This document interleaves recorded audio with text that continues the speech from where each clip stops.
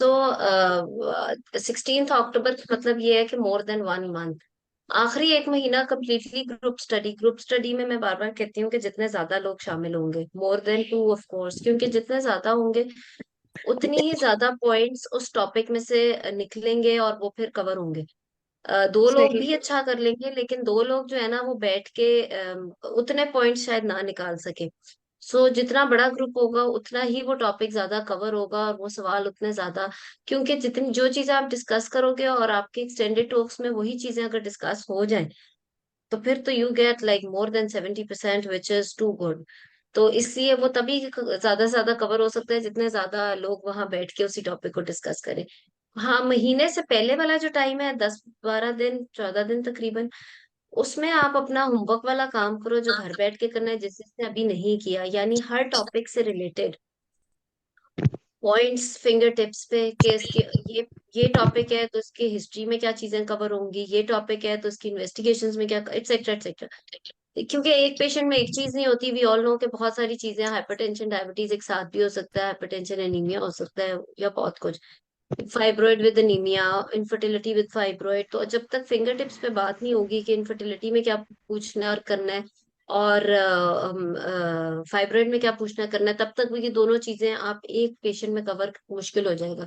और स्पेशली जो exam scenario होता है, वो तो उसमें वैसे ही दिमाग नहीं काम कर रहा होता, तो ये जो होमवर्क किए बगैर ग्रुप स्टडी में जो चला जाए ना, वो वो बस फिर इनकम्प्लीट सा काम रह जाता है, वो एवरेज काम हो जाता है। एवरेज से तो काफी बेहतर ही करना है, फिर ही पास होंगे, ठीक है।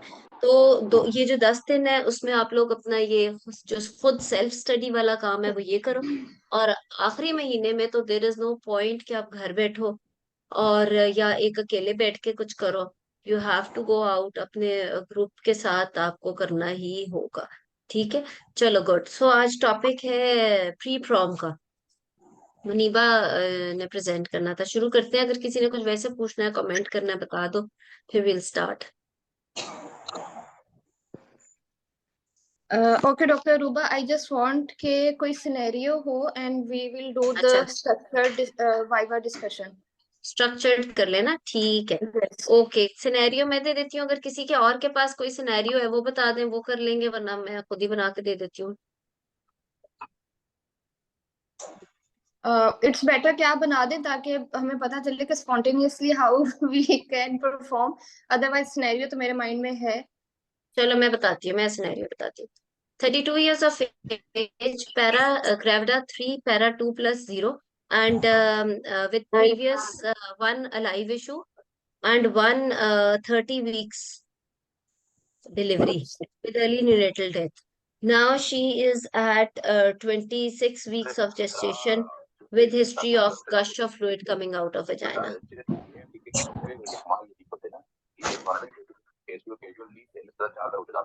ठीक है। शी इज ग्रेविडा मैं 3 रिपीट पैरा 2। करती हूँ, रिपीट जी जी। करती हूँ। 32 years ऑफ एज, सॉरी मैं सबको पहले म्यूट कर लूँ ताकि डिस्टरबेंस खत्म हो जाए, फिर अनम्यूट कर लेंगे जिसने बोलना होगा। So patient is 32 years of age, gravida 3, para 2+0, with one alive issue and one 30 weeks delivery with early neonatal death. Now she is at 26 weeks of gestation with complaint of gush of fluid coming out of vagina.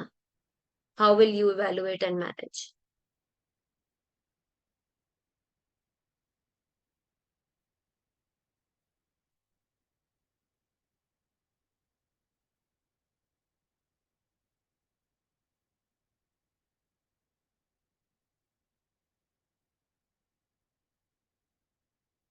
मैं chat में भी लिख रही हूँ scenario, ताकि जो join in करें वो देख लें। जी मुनीबा, मुनीबा।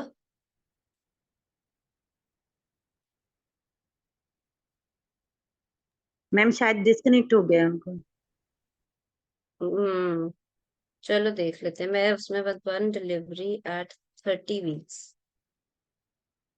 जी मुनीबा है, वरना हम स्टार्ट करें। Can you listen doctor रूबा? हाँ, अब आ रही है आवाज। चलो, ओके। सिनेरियो समझ आ गया, वरना फिर मैं सिनेरियो चैट पे समझ भी आ लिख गया। लूँ। She is gravida 3 para 2, previous one alive issue and one early neonatal death due to prematurity. and now she is at 26 weeks of gestation with a history of gush of fluid per vagina. So Yes. I will start with the history first, and the few points have been cleared, and few I will ask. First, I will confirm her biodata, her occupation and residence. Then I will start her the history regarding this previous pregnancy. In this pregnancy, first I will ask her about the her booking and the related investigation. Is was there any complication in this pregnancy in the start, or was there any history of infection or history of leaking previously, or is she taking any medicine for that, or was there any invasive procedure in this pregnancy like the CVS or amniocentesis? And regarding her, or is there any history of anemia or blood transfusion? And regarding the leaking, I will ask her, was she was having any previous infection currently, like the any symptoms related to UTI or gastrointestinal infections, or any other systemic infections like pyelonephritis, or if was she was having any fever or lower abdominal pain or dragging sex sensations. Then I will ask her, was is there any history of PV bleeding already, or is she is on any recent medicines? Then regarding the past history, I will ask her about the previous pregnancies. Is as already there is history of one preterm labor, so in this pregnancy she's also at the risk of preterm labor, and a history of any intrauterine infection in the previous pregnancy. And after the history, I will move towards the examination. In the examination, first I will do the general physical examination as she is having leaking. So I will also examine her regarding the point of view of infection, like BP, pulse, temperature.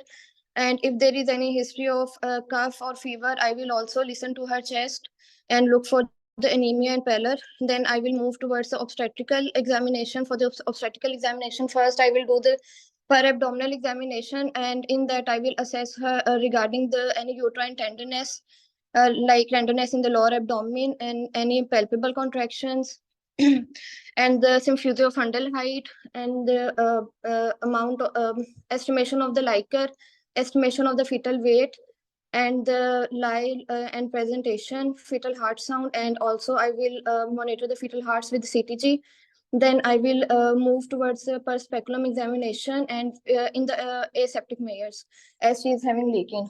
Then I will see if the leaking is confirmed on the speculum examination, and I also I will take the high vaginal swab, and then I will move towards the management plan. And for the management, I will inform the patient like एक minute ठहर okay so ठीक है अच्छा अब देखो history examination तक वैसे जो बात है ना वो काफी ज्यादा तय हो जाती है वही ठीक बात है। है कि देर आर फ्यू टॉपिक्स जिसमें वी ऑल हैव टू हमें पता है कि सब लोग जो है वो इतनी तैयारी करके जाएंगे कि हर बंदा 55 से 60% वाला जरूर परफॉर्म करेगा हालांकि कुछ ठीक है। टॉपिक्स ऐसे होते हैं जिसमें मेजोरिटी लेस देन 40% परफॉर्म करते हैं जो कि एक मुश्किल टॉपिक होता है ऐसा एक या दो स्टेशन आते हैं जो एकदम से एक अनहोना जैसे फॉरेस्ट पता नहीं फॉरेस्ट प्लॉट आ गया था वो स्टैट्स में से कुछ एक किसी उसमें एग्जाम में इसी तरह कुछ एक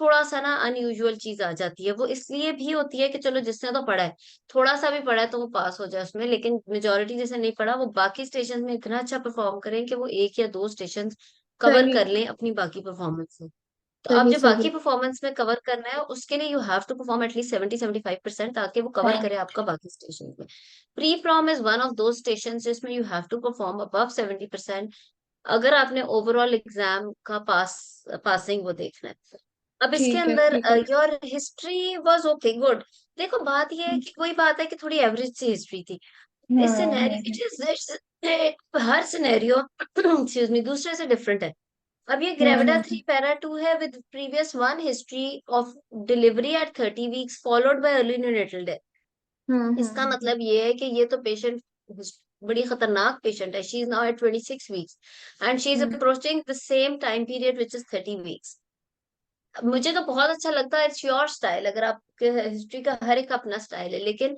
मैं हमेशा ये कहती हूँ कि अगर आपने थोड़ा सा अलग होना है या कुछ क्योंकि अगले जो बंदा सुन रहा है, don't take the other person just like an examiner, समझो कि वो बंदे को आप एक स्टोरी की तरह सुना रहे हैं, आपने उसके दिमाग में Correct. रजिस्टर करनी है बात। अगर आप उसकी प्रीवियस प्रेगनेंसी से शुरू करो ना बात, क्योंकि now you have to show some concern कि अब वो 26 वीक्स पे है, वो 30 वीक्स पे पहुंच रही है, and you are very much concern कि अब फिर वो वाकया नहीं होना चाहिए पेशेंट के साथ जो कि पिछली दफा हुआ था, क्योंकि 30 वीक्स पे हो गया और फिर अर्ली न्यूनेटल डेथ हो गई, तो फायदा उसका आपके पास आने का। सो आप Mm-hmm. अगर उसको पहले से शुरू करके what really happened in her previous pregnancy, जब 30 वीक्स पे अर्ली न्यूनेटल डेथ हुई थी, तो आप उसमें पूछोगे क्या उसमें भी प्री टर्म हो गया था, उसमें प्री टर्म डिलीवरी क्यों हुई थी, और क्या फर्स्ट प्रेगनेंसी में ऐसा कुछ हो गया था, मे बी बहुत ट्रॉमेटिक डिलीवरी थी, मे बी सर्विक्स ही उसका बेचारी का इस तरह का हो गया था कि उसका 30 वीक्स पे जाके प्री टर्म हो गया, या जो भी हो गया। तो अगर आप वहां से कॉज निकालनी शुरू करो, तो वो बहुत बेहतर लगे, इंस्टेड कि इस प्रेगनेंसी में आप उसके रिस्क फैक्टर्स से स्टार्ट करो, क्योंकि आपको वहां से कॉज मिलना बहुत बेहतर हो जाए कि 30 वीक्स पे हो सकता है पिछली प्रेगनेंसी में वो कंटिन्यूअसली एसिम्टोमेटिक बैक्टीरिया की पेशेंट थी।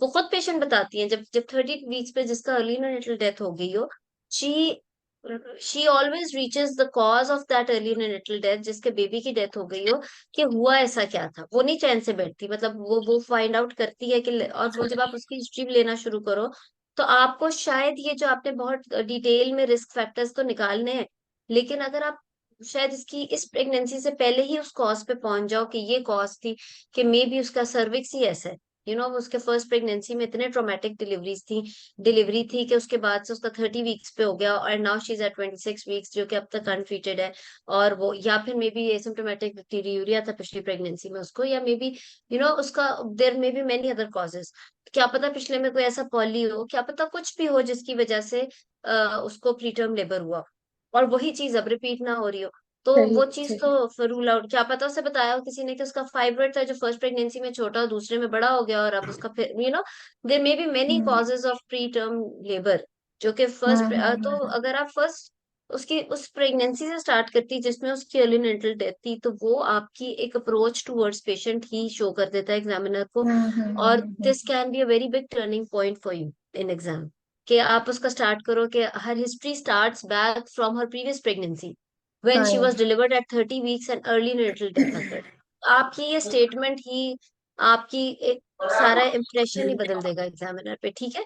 तो एक चीज तो ये, उसके बाद जब आप हिस्ट्री ले रहे हो एचओपीआई में, एचओपीआई के अंदर आपका देखो पेशेंट हैज कम, अब आपने किसी भी पेशेंट में जब आप प्रेजेंटिंग कंप्लेंट को ना, वो आपकी एक मेन, हमारे हमारे क्लिनिक में भी व्हेन वी आर सिटिंग, ये चीजें मैं वो बता रही हूँ कि जो आपने अपनी प्रैक्टिकल लाइफ में भी ऐसे ही करना है। अगर अगर if you get a patient who has previous history of no live issue, हम उसकी इस प्रेगनेंसी को छोड़ के पहले उस प्रेगनेंसी को पकड़ते हैं कि भाई क्यों वो लाइव इशू नहीं है इसका, right. This is exactly what we all do in our OPDs और इन आर वार्ड्स, और हम अपने अपनी प्रैक्टिस में यही कर रहे होते हैं। तो please do the same in exam also. इसी तरह मैं ये कह रही थी कि हाँ, प्रेजेंटिंग कंप्लेंट गायनी में is actually the diagnosis in itself. ठीक है, हमारी फील्ड में आसानी ये है कि हमारी प्रेजेंटिंग कंप्लेंट एक डायग्नोसिस है। अब पेशेंट ने कहा gush of fluid coming out of, don't take it as, make a DD in your mind, अपने माइंड में पहले तो उस चीज का डीडी बनाओ कि क्या ये लीकिंग है, क्या वो यूरिन था जो उसका, बिकॉज प्रेगनेंसी में यस यूरिन की इनकॉन्टिनेंस हो सकती है। नंबर 3, क्या ये वजाइनल डिस्चार्ज है इन्फेक्शन का। नंबर 4, क्या पता ये कोई फिजियोलॉजिकली डिस्चार्ज है। पहले एक डीडी बनाओ, उसके बाद उस डीडी से अपनी एचओपीआई में ये प्रूव करो कि ये लीकिंग है, and if it is leaking then rule out further risk factors later on. So आपकी हिस्ट्री का पैटर्न इस तरीके से होगा, आपकी हिस्ट्री का pattern, she is not a case, may not be a case of pre prom, हो सकता है उसका यूरिन निकला हो। अगर patient gush of fluid coming out of vagina के साथ हमारे पास लेबर रूम में या कहीं भी प्रेजेंट करती है, तो उससे हम सबसे पहला सवाल ये करते हैं कि इस फ्लूइड के निकलने से पहले आपने यूरिन कब पास किया, we do that. Why do we check pad of the patient when she comes with with this gush of fluid coming out, ताकि हमें पैड से स्मेल का पता चल जाता है यूरिन की, राइट।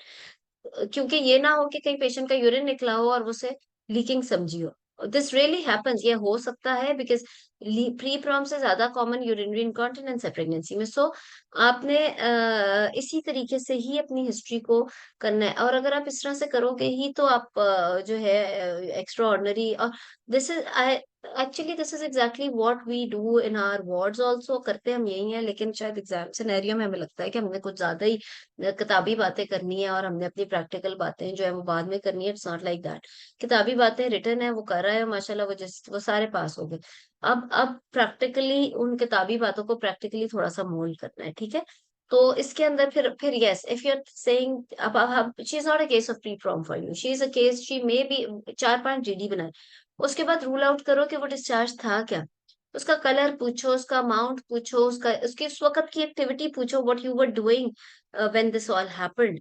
और उसके बाद आप उसका कि ब्लड मिक्स तो नहीं हुआ था, वो सारी चीजों से पूछो, जो कि एक डिस्चार्ज में हम पूछते हैं। इचिंग के साथ तो नहीं था, स्मेल और वट वो सारा कुछ जो 5 फीचर्स हम डिस्चार्ज के हमेशा कवर करते हैं। उसके बाद आप करो कि अच्छा, so it was not urine, urine की स्मेल तो नहीं थी, आपने यूरिन कब पास किया था, ब्लैडर तो फुल नहीं था, एक्सेट्रा एक्सेट्रा। और उसके बाद आप, अच्छा लीकिंग है, अच्छा उसके बाद लीकिंग के फौरन बाद जब व्हेन यू कब, जब सारे डीडीज रूल आउट हो गए और लीकिंग की बात आई, तो फिर आप उसके फर्दर रिस्क फैक्टर्स, क्योंकि पिछली प्रीवियस प्रेगनेंसी की हिस्ट्री आप ले चुके हो, तो फर्दर रिस्क फैक्टर्स जो कि आपने बड़े अच्छे कवर किए, the whole list you covered almost. तो वो उसी तरह आप कवर करोगे कि यूटीआई तो नहीं है, कुछ और इन्फेक्शन, कोई ट्विंस, कोई पॉली, कोई फाइब्रॉइड, कोई मतलब वो सारी चीजें जो एक प्रोबेबल प्रीटर्म में हो सकती हैं। और साथ ही ये कि immediately after gush coming this gush of fluid coming out of vagina, क्या उसके बाद उसकी बेबी की मूवमेंट्स ठीक रही, लेबर पेन्स होनी स्टार्ट हो गई, और फिर फीवर और कोरियो के सारे साइन। सो प्री प्रॉम की हिस्ट्री ना, उसके बाद अभी खत्म नहीं हुआ। उसके बाद ये कि क्या इस प्रेगनेंसी में, because she is a case of pre PROM, अब आप सोचो कि प्री प्रॉम का केस अगर हो तो मैं इसमें क्या कुछ कर सकती अब तक, या मैं क्या क्या, या फिर अब मैंने इसको क्या करना है। तो ऑब्वियसली हर गायनी ऑप्स में we start management of the patient from the point she has already taken the treatment, यानी कि अगर वो एंटीबायोटिक स्टार्ट कर चुकी है तो आपने कौन सी करी है, और उसी को आगे से आप उसे किसी तरह उसको, या जो भी आपको ठीक लगती है वो स्टार्ट करोगे। सिमिलरली डेक्सा मिला या नहीं मिला, सिमिलरली किसी ने उसे मैग्नीशियम एडवाइस किया, वो सारी चीजें। तो तो आपकी जो प्री प्रॉम की हिस्ट्री है ना, it's not very very short, it's not only about the risk factors, it's about DD, it's about risk factors, it's about the probable complication that could have happened to her because of this pre-prom, and what management she has taken up till now। तो ये आपके 4 paragraphs की history है, जो कि आपने 2-3 minute में खत्म करनी है, 2 मिनट में शायद, क्योंकि अभी तो पूरा हमने मैनेजमेंट तक जाना है, और ये 2 मिनट में ब्यूटीफुली कवर हो सकती है अगर हर चीज आपके फिंगर टिप्स पे हो। उसके बाद एग्जामिनेशन। अच्छा, हिस्ट्री तक किसी ने कुछ ऐड करना है या कुछ पूछना है तो कर लें, फिर हम आगे चलें। चैट में बड़ी अच्छी बातें लिख रहे हो, वो साथ साथ पढ़ लें अगर। हाँ जी, किसी ने कुछ ऐड करना है तो बताओ।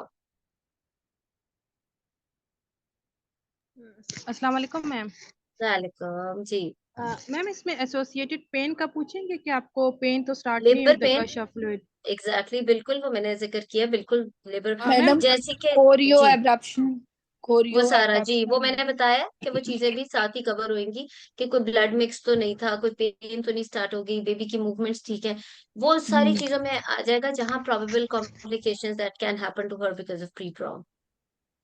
जी, मैम ट्रॉमा की हिस्ट्री सिग्निफिकेंट होगी प्रॉम प्री प्रॉम के लिए? रिस्क फैक्टर्स में यस, देखो risk factors of pre PROM and preterm labour वो दोनों कवर करने हैं।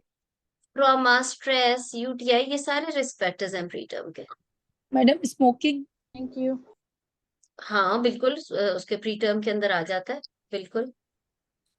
Smoking can lead abruption also, उस सेंस में भी हो सकता है। अस्सलाम जी, वालेकुम मैम। सलाम जी हिना। जी जी मैडम, जो है ना रेस्क्यू सर क्लास जो है उसकी क्या इंडिकेशन है, और मैम वो कब तक हम ये लगा सकते मैनेजमेंट हैं में मैम बात कुछ? करेंगे। ठीक है मैम, सही। Thank you ma'am. और मैडम एचवीएस की भी इम्पोर्टेंस बता दें, क्योंकि कहीं पढ़ा था कि न्यू गाइडलाइन के हिसाब से अब एचवीएस नहीं लेते और यार एचवीएस जो ये है ना, सारा। एक बात याद रखो, पहले होता था, आप सही कह रहे हो, पहले होता था कि हर पेशेंट में आप एचबीएस करो जो लीकिंग के साथ आया, टू रूल आउट जीबीएस, जी ठीक है। रूल आउट यही है। हाँ जी। वो जो है वो ये ज्यादा है कि no need to take HBS in each and every patient, instead जो हाई रिस्क फॉर जीबीएस है, जिसके अंदर आपने जीबीएस प्रोफाइलेक्सिस देना है, हाई रिस्क फॉर जीबीएस सिर्फ उसमें एचबीएस करो। तो अब इसमें नहीं, मतलब रूटीन में नहीं बोलना ही नहीं है? जरूरत नहीं, अभी हम एग्जामिनेशन पे आएंगे ना, अभी तो मैं हिस्ट्री तक का पूछ रही हूँ। ठीक ठीक है, एग्जामिनेशन तो हमने अभी डिस्कस हाँ किया ना, मैंने उसमें HVS लिया है वैसे। ठीक जी है, जी, दैट्स ये फाइन, बोला है अब जब आई वो एम मैं भी नॉट, बात कर। आई वाज नॉट श्योर कि वेदर इट इज लीकिंग, मतलब हमारा सिनेरियो में इस तरह का कुछ कंफर्म नहीं था कि ये लीकिंग है या क्या है। गुड, तो वेरी मैंने तो गुड, उसके अकॉर्डिंगली फिर HVS लिया। ये तो बहुत अच्छी मतलब ये तो जस्टिफिकेशन है। गुड। अच्छा मैं बताती हूँ, एग्जामिनेशन एग्जामिनेशन बेहतर था हिस्ट्री से मुनीबा का। उसके अंदर again you have to tell the focused examination, क्योंकि जो है पहले होता था जब लंबा केस होता था कि उसमें हम हर चीज एक्सक्यूज मी एग्जामिनेशन मैम। की कवर कर। जी आयशा। मैम ये काइंडली 2 मिनट्स में ये समराइज कर दें, डीडी रिस्पेक्टर कॉम्प्लिकेशन, हम जो वो मैं मेन पॉइंट। एग्जामिनेशन के बाद कर देती हूँ। ओके ठीक है, मैम, थैंक हाँ। यू। मैडम आपने बोला कि इसकी हिस्ट्री शुरू करें आप अर्ली न्यूनेटल डेथ से, लेकिन जी मैडम जनाब। वैसे अगर हम देखें तो हम जैसे लीकिंग वाली पेशेंट वैसे आती है, जैसे अर्ली न्यूनेटल डेथ ना हो, लेट सपोज इस हाँ, सिनेरियो में, तो हम लीकिंग की हिस्ट्री से ही स्टार्ट करते हैं ना कि आपको फॉर ये पानी कब एग्जाम्पल ये से पड़ रहा है। प्राइमी जी थी या प्रीवियस नॉर्मल डिलीवरी थी या टर्म, फिर यू डोंट नीड जी टू जी talk about previous pregnancies, right, in this beginning. Of course obs की हिस्ट्री में डिटेल आ जाएगी, लेकिन HOPI में फिर आप स्टार्ट प्रीवियस प्रेगनेंसी से नहीं करोगे, क्योंकि वो रिस्क फैक्टर नहीं उसमें कोई मिल रहा, क्योंकि वो टर्म पे जी डिलीवरी हुई हुई है, कुछ भी नहीं, या प्राइमी है। तो फिर आप बिल्कुल इसी तरह जैसे मनीबा ने स्टार्ट किया था, और फिर आप जी DD बनाओगे, और फिर उसको आगे लेकर चलोगे। ठीक है। जी, ठीक है, ठीक, थैंक सो मैडम हम ऐसे भी कर सकते हैं कि हम करंट प्रेगनेंसी की हिस्ट्री लेके उसके बाद we can move towards the previous history, like इसमें 30 वीक्स पे अगर early natal death due to टू प्रीमेच्योरिटी, तो फिर हम उसकी डिटेल हिस्ट्री ले लें ये और भी उसी कर सकते हैं, वेरी गुड। मैंने यही कहा कि यू। आपका हर एक का अपना स्टाइल है। जी मेरा स्टाइल जिस तरह से है, विच आई थिंक, और मुझे मजा आता है अगर कोई और मुझे ऐसे सुना रहा हो। फ्रेंकली अगर आप एक ह्यूमन माइंड की बात करो, तो वो एक स्टोरी की तरह, starting from past to present and future, एक माइंड ज्यादा रजिस्टर करता है और याद रखता है। इंस्टेड कि आप पहले प्रेजेंट की बात करो और फिर पास्ट में जाओ और फिर वो। लेकिन अगर फॉर एग्जाम्पल आपको इस तरह की आदत है कि आपने पहले HOPI कवर करनी है अबाउट द प्रेजेंट प्रेगनेंसी, और उसके बाद आप उसकी पास्ट हिस्ट्री को का जिक्र करना चाह रहे हो, तो वो भी ठीक है। लेकिन याद रखना कि majority of the candidates will do it like this, 80% will do it like this. बहुत कम होंगे हम्म जिनको ये स्टोरी की तरह बनाना आएगा, और जो स्टोरी की तरह बनाएगा वो मिस नहीं करेगा पॉइंट। एग्जामिनर उसकी बातों को ज्यादा रजिस्टर करेगा, क्योंकि कई दफा बिकॉज एग्जामिनर इंसान है ना, अगर 40 लोगों का सर्किट वहां पर चल रहा है, और वो लोग वहां पर पहले एक, फिर शाम को दोबारा से उन्होंने इसी सर्किट को गुजारना है और उस स्टेशन पे बैठना है, तो as a human being it's very difficult to register everything, right. वो सो ऑब्वियसली इंसान का माइंड थोड़ा सोता भी है, और वो बोर भी हो जाता है, लेकिन जब एक स्टोरी की तरह वो सुनेंगे ना, तो वो रजिस्टर करेंगे कि इसने ये चीजें कवर की हैं। अदरवाइज हो सकता है वो सुने, हो सकता है ना सुने। तो जो भी चीज आपको नॉर्मल से थोड़ा डिफरेंट करेगी, वही एग्जामिनर को जगाएगी और वो उसे याद रखेंगे, और इस तरह you will not miss anything. इसी जी तरह बैड ऑब्स्टेट्रिकल हिस्ट्री में। जी जी डॉक्टर रूबा आप बिल्कुल ठीक कह रही हैं, लेकिन अब बात यह है कि एक जो हमारा जनरल पैटर्न है उसमें तो हमें इसी तरह से सिखाया गया है कि आपने एग्जैक्टली, करंट से सो लेके इट्स योर बैठ तक। स्टाइल, नहीं इट्स मतलब योर स्टाइल अगर एटलीस्ट, यस। आपकी बात बहुत अच्छी है, अगर हम इस तरह से कर लेते हैं, मैडम बट मुझे, इट हाँ, डजंट मीन कि वो एग्जामिनर पॉसिबल, को पसंद आएगी। प्रैक्टिस आपका करो। स्टाइल इसलिए सही लग रहा है क्योंकि देखिए अगर हम प्रेजेंट से शुरू करते हैं ना, तो फिर आप ये सही करिए, प्रेजेंट के बाद पास में जाओ, पास के बाद फिर प्रेजेंट में आओ, तो उसमें बड़ी ऐसे उलझ क्योंकि जा असल क्या जाती है। बात है, हाँ देखो असल ये बात है कि प्रेजेंटिंग कंप्लेंट ने हमें बता दिया कि डायग्नोसिस क्या है। जी उसके बाद आपने असल बात करनी है उसके रिस्क फैक्टर की। हमारी फील्ड में if you are a specialist, if you are a GP, you don't talk about risk factors and the baseline cause. But if you are a fellow, then you need to reach the baseline cause and you have to treat that patient, ताकि ना सिर्फ कि अभी presently वो treat हो, बल्कि उसका future भी ट्रीटेड रहे, राइट। GP और आप में फर्क ही ये है कि GP ट्रीट कर देगा प्रेजेंट ओनली, उसको नहीं पता कि कॉज क्या थी, उसको नहीं पता कि आगे जाके चाहिए कंडीशन रिकर हो जाए। अगर पेशेंट एक, अब there has to be difference that a patient has come to a GP और a fellow. If you are a fellow, then obviously you need to reach the baseline cause and you have to keep a patient prevented from the same condition for the whole of her life, right? आपने temporarily तो treat कर लिया, temporarily तो GP भी treat कर लेगा, लेकिन आपने उसको आगे की सारा वक्त से उसे बचा के रखनी, उसको एक उसके सवालों का जवाब देना है कि ये सब हुआ ही क्यों, और अगर उन सवालों के जवाब पे आप पहुंचोगे तो आप उसका rest of the life recurrence नहीं होने दोगे. If you are not able to do this, then there is no point that you get a degree of fellow. आपके एग्जाम में बेसिकली यही चीज देखी जा रही है कि आप इस काबिल हो कि आपको फेलो की डिग्री दी जाए. उसमें यही बात है कि you have to treat a patient as a whole. आपने फोकस नहीं, अनीमिया है तो अनीमिया तो एक क्या आयरन की दवाई कहा, आई थिंक एक स्टाफ नर्स भी लिख के दे देगी पेशेंट. बट आपकी अनीमिया की अप्रोच डिफरेंट है. आपने उसकी कॉज पे जाना है, आपने उसको ट्रीट, उसको जिंदगी भर अनीमिया नहीं होना चाहिए जो पेशेंट आपके पास अनीमिया के साथ आ गई, right? So it has to be like this. Exam में बैठ के सिर्फ आपकी हिस्ट्री में यही चीज असेस कर रहे हैं कि डायग्नोसिस पे आप कैसे पहुंचे हो और आपने इस पेशेंट को एज अ होल ट्रीट किया या नहीं. तो इसलिए आपने सिर्फ इस वक्त की बात तो करनी नहीं है. तो अब इसके अंदर चलो प्रेजेंटली तो आपने बता दिया डीडी निकाल के किसको प्री प्रॉम है, but if you are not able तो और आपकी ये चीज, आपकी इंपॉर्टेंस आपकी हिस्ट्री में पता चलेगा कि how important it is for you to reach the cause for this pre PROM. और वो कॉज की बात अगर आप प्रीवियस है, क्योंकि जाहिर ही बात है प्रीवियसली अगर 30 वीक्स पे अगर उसकी डिलीवरी हुई है तो वही कोई चीज रिकर हुई है जो इस दफा फिर 26 वीक्स पे वो लीकिंग के साथ आ गई है. और उससे भी बड़ी बात ये है कि अब वही चीज approaching the same time nearly 30 weeks. तो जाहिर है कॉज तो आप जब उसको स्टार्ट ही कॉज से करोगे तो वो आपकी एक अप्रोच ही और दिखाएगा एग्जामिनर को. तो तो तो this is how things will make different from other people के. आप उसको उसकी बात ही उस तरीके से स्टार्ट कर रहे हो. ठीक है. इसलिए मैं एम्फोसाइज कर, इसलिए bad obstetrical history does not mean कि प्रेजेंट प्रेगनेंसी पे अब वो जी 20 वीक्स पे है लेकिन प्रीवियस कोई लाइव इशू नहीं है तो आप 20 वीक्स तक की पहले हिस्ट्री कर रहे हो, फिर उसकी सारी कॉजेज रूल आउट कर रहे हो, उसके बाद आप उसकी पास्ट ऑब्स्टेट्रिकल हिस्ट्री में बैड ऑब्स्टेट्रिकल हिस्ट्री को कवर कर रहे हो. No. If she is para gravida 4 pre para 3 और para 0+3 and she has no live issue, तो आप I think you should start from her previous pregnancy. क्योंकि आपने 20 वीक्स पे तो वो आई है लेकिन आप उसकी उस कॉज को रिकर ना होने दो. इस टाइम पे you need to reach that particular cause. तो अगर आप उसकी एक स्टोरी की तरह प्रीवियस बात से स्टार्ट करोगे तो बहुत ज्यादा डिफरेंस लाता है ये अगले को जो वो सुन रहा होता है. आपकी ये स्टेटमेंट ही अगर इस बात पे स्टार्ट करे कि her history dates back from her first pregnancy, क्योंकि वो केस है बैड ऑब्स्टेट्रिकल हिस्ट्री का, वो आई है आपके पास इसलिए क्योंकि पहले कोई लाइव इशू नहीं है. और अगर आपकी जो पीआई स्टार्ट इस चीज से कर रही है तो वो ये स्टेटमेंट ही बड़ा एक डिफरेंस लाएगी कि she is not just a general doctor who is treating her present problem, बल्कि इसने स्टार्ट की है बात उसको शुरू से कि मसला क्या है उसकी बेस से स्टार्ट की है. सो इस तरीके से आपको इस चीजें जो है ना ये डिफरेंट होती हैं. तो अस्सलाम तो वालेकुम इस तरह से अप्रोच करो जी उस्मा. मैडम, ये एप्लीकेबल इस हिस्ट्री पे भी हो सकता है ना मैडम? कोई 3 days बैक मैंने एक हिस्ट्री ली थी, एक पेशेंट थी, शी वाज ग्रेविडा 3 पैरा 2, और मैम इसका प्रेजेंटिंग कंप्लेन यही थी कि मुझे ब्लड शुगर्स के साथ मैम 26 वीक्स पे आई थी and blood sugars were derange.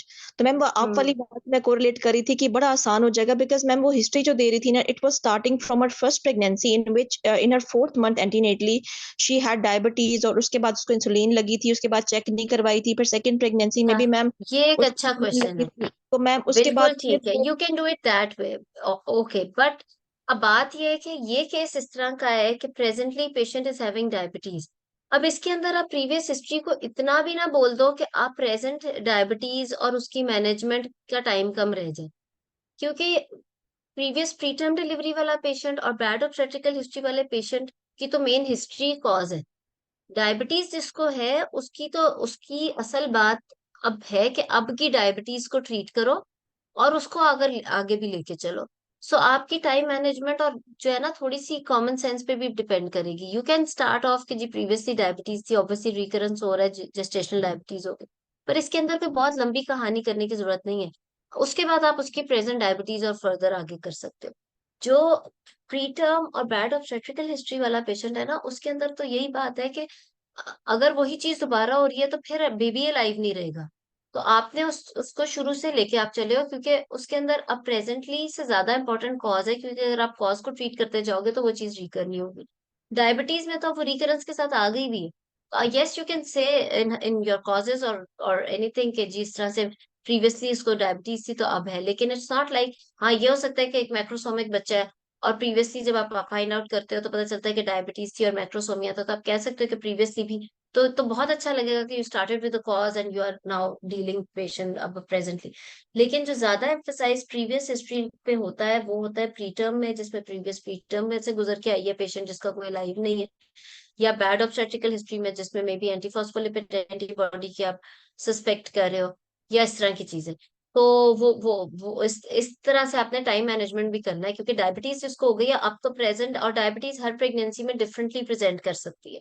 सो अब प्रेजेंट डायबिटीज इज प्रोबेबली उसको आपको थोड़ा जरा ज्यादा वेटेज देना है एज कम्पेयर टू प्रीवियस वाला। ठीक है, जिक्र करके आप स्टार्ट कर सकते हो, बट उसको इतना नहीं कि वो ओवरकम ही कर जाए प्रेजेंट को, क्योंकि अब तो प्रेजेंट को ट्रीट करना है ना। ठीक है, तो चलो अब एग्जामिनेशन पे आ जाते हैं। एग्जामिनेशन में कह रही थी, अच्छा था इसके अंदर कुछ चीजें मैं ये ऐड करूंगी कि जब आप ऑब्स्टेट्रिकल एग्जामिनेशन कर रहे हो एक ऐसा पेशेंट जिसमें आपको लगता है कि लीकिंग है, तो लीकिंग के अंदर आप मुनीबा ने बिल्कुल ठीक ही कवर किया। उसके अंदर थोड़ा सा और भी आप कर सकते हो कि फंडल हाइट, चलो मे बी वो होगा लाइकर मे बी रिड्यूस्ड, उसमें बेबी के पार्ट ज्यादा फील हो सकते हैं, वो सारा कुछ। I think she did cover all that almost. और उसके अंदर आपने आई डोंट नो कि के एब्डोमिनल पेन का जिक्र नहीं किया था कि I will also look for the labour pain. Palpable uterine contraction का अगर जिक्र करते तो बहुत बोला बेटर था। होता है। उसके बाद बोल दिया था, वेरी गुड। और फिर उसके बाद आपने बाकी लीकिंग का कैसे चेक किया था? लीकिंग के लिए स्टेराइल स्पेकुलम एग्जामिनेशन किया था। Good, good, very good. उससे पहले बोल दो कि आई वुड, क्योंकि वहां पे अगर एग्जाम में पेशेंट होगा ना तो वहां पे स्पेकुलम अलाउड नहीं होता प्रेग्नेंट पेशेंट में, और बल्कि ऑप्स के केस में स्पेकुलम पड़ा ही नहीं होगा। तो आप फिर उसके अंदर सिर्फ पेशेंट का पैड चेक करोगे, राइट, निकलवा के। इट्स नॉट लाइक सिर्फ एब्डोमिनल करके आके कुर्सी पे बैठ जाओ के और एग्जामिनर से कहो के मतलब क्या, because she is an obstetrical patient, मैं कुछ नहीं कर रही, तो at least patient will be wearing a pad, तो आप उसका पैड जरूर चेक करोगे। और it's even better if you can even try to smell the pad if it is urine or it's the liquor, तो वो और भी है। अच्छा, और उसके बाद अगर if you are provided with speculum, तो मनीबा ने बड़ी ही अच्छी बात बोली कि स्टरलाइज स्पेकुलम एग्जामिनेशन जो है वो बहुत ज्यादा इस केस में इंपॉर्टेंट हो जाता है, कि स्टराइल स्पेकुलम एग्जामिनेशन, जो don't just say speculum examination. Leaking का case is the only case in obstetrics जिसके अंदर हम स्पेकुलम एग्जामिनेशन करेंगे, या फिर पैल्पेबल यूट्राइन कॉन्ट्रैक्शंस का case is the only case जिसके अंदर हम पीवी अलाउड होता है। और उसके अंदर जिसमें हम प्री टर्म लेबर में भी अगर पीवी करनी पड़े तो ऑलवेज यूज स्टरलाइज्ड ग्लव्स, और अगर लीकिंग के केस में आपको स्पेकुलम करना पड़े तो you always use sterilised speculum. एक चीज, दूसरा, अगर कोई टर्म का पेशेंट होता है तो उसके अंदर we don't need even sterilised gloves, you all know that. हम उसके अंदर डिस्पोजेबल जो ग्लव्स होते हैं, या ये जो इवन प्लास्टिक वाले भी जो होते हैं वो डबल करके पहन के हम पीवी कर लेते हैं। लेकिन प्री टर्म लेबर और प्री प्रॉम के अंदर स्पेकुलम एग्जामिनेशन के साथ स्टरलाइज्ड का लफ्ज बोलना बहुत जरूरी है। So this is the only indication in ops जिसमें स्टरलाइज्ड की बात करते हैं। ठीक है, सो गुड। और उसके अंदर फिर अच्छी बात है, बिकॉज मनीबा सेड कि we don't know she is really a case of leaking, तो व्हाई नॉट टेक एचवीएस, तो which is very genuine, yes we will take HVS in that. ठीक है, चलो गुड। इन्वेस्टिगेशंस, किसी ने एग्जामिनेशन में कुछ ऐड करना है या पूछना तो बोल लें, फिर मैं करती हूँ। मैडम आपने क्या कहा है कि पीवी करनी है या नहीं करनी? पीवी नहीं करनी। पीवी आपने ऑप्स में नहीं करनी होती, प्रैक्टिकल अपनी असल लाइफ में भी और उसमें भी एग्जाम में भी, एक्सेप्ट कि आपको पैल्पेबल यूट्राइन कॉन्ट्रैक्शंस मिल रही हो प्री टर्म में। ऑब्वियसली टर्म में तो पीवी हम करते हैं, लेकिन प्री टर्म में स्टरलाइज्ड पीवी करनी होती है अगर पैल्पेबल कॉन्ट्रैक्शन मिल जाए। अगर पैल्पेबल कॉन्ट्रैक्शन नहीं है तो पीवी नहीं करते। लीकिंग के केस में सिर्फ स्टरलाइज्ड स्पेकुलम एग्जामिनेशन करते हैं। और जी, मैडम आई पर एब्डोमिनल एग्जामिनेशन में हम ग्रिप्स करते हैं, जैसे वैसे हम करें अगर सिर्फ यही स्टेशन हो तो वो करनी क्या है चीज इसमें, जैसे लेटरल जो ग्रिप्स हम करते हैं madam, lateral grips, Pawlik grip, pelvic grip, करो, वो क्यों करनी मना तो नहीं है, बिल्कुल। है? ठीक। तो जी वो मनीबा क्या उसी कह रहे थे, जी बोलो। मैं I just wanted to add के एग्जामिनेशन में मैं ये भी मेंशन करूंगी कि I will not do digital examination, digital pelvic examination until unless there are signs of established labor. हाँ जी, सॉरी जी मनीबा। जी I was saying that I would like to add के I will do digital pelvic examination until unless there are signs of established labor. हाँ, जिसमें सबसे important palpable contraction है। जी ये बोलने की भी जरूरत नहीं है वैसे, ठीक है, अपने इसलिए पाँव मैंने में खुद को मेंशन। लहड़ा नहीं मारना। ठीक ठीक है, है, ठीक है, ठीक है। सही है। चलो गुड। मैडम अच्छा, इस एक पे चीज शॉर्ट सी मैं ऐड करूंगी एग्जामिनेशन में। मैं चलो जल्दी से क्विकली आपको हिस्ट्री का किसी ने कहा था कि आप जो वो 4 पॉइंट्स बोल दें अर्ली में। No, it is इस better, केस madam, में if you can provide them in written form. किधर से लाऊं रिटर्न? क्लास खुद में सुनो, लिखे। ये रिकॉर्डिंग होगी सारी। नहीं अच्छा नहीं अच्छा मैडम, लिसन, ऐसे ही बोल दें, ऐसे मैं ही। अच्छा चलो। एक समराइज हो जाएगा ना जल्दी से, फिर हम जी जी इन्वेस्टिगेशंस करते हैं। ओके। जी अच्छा, जी। इसके अंदर ये होता है प्री प्रॉम के अंदर, after of course biodata and all, जब आपने HOPI बोला because she patient had history of previous preterm also, तो you can start, it's your style, लेकिन आप स्टार्ट कर सकते हो कि her history dates back from the previous pregnancy when delivery occurred at 30 weeks. और उसमें फिर आप उसकी प्रीवियस छोटे सा एक लाइन में कॉज बोल दोगे कि 30 वीक्स पे न्यूनेटल डेथ थी because leaking occurred, she was a case of asymptomatic bacteriuria, या जो भी वो आपको होता है। उसके बाद आप बोलोगे कि अब वाली सारी प्रेजेंट, कि गश ऑफ फ्लूइड आया, यूरिन तो नहीं था, वो सारा। और उसके बाद आप उसके गश ऑफ फ्लूइड के सारे फीचर्स, कि उसका अमाउंट क्या था, कलर क्या था, और उसके स्मेल तो नहीं थी, इचिंग तो नहीं थी, ब्लड मिक्स तो नहीं था, वो सारा कुछ ठीक है। उसके बाद आप उसके सारे रिस्क फैक्टर्स जो कि मुनीबा ने कवर किए थे, वो वाले सारे रिस्क फैक्टर्स, और फिर what complications that this thing had could have done to the patient, which is that कि उसको पेन तो नहीं हुई, उसको ब्लीडिंग तो नहीं शुरू हुई, बेबी की मूवमेंट्स ठीक रही, फीवर, कोरियो के साइंस, fever. And then what management she has taken up till now. Somebody has started her with erythromycin or any antibiotic, और somebody has given her steroid या कुछ भी, वो सारा कुछ, या अभी तक स्कैन पे उसे क्या कहा है कि लाइकर की क्या कंडीशन है, एक्सेट्रा एक्सेट्रा।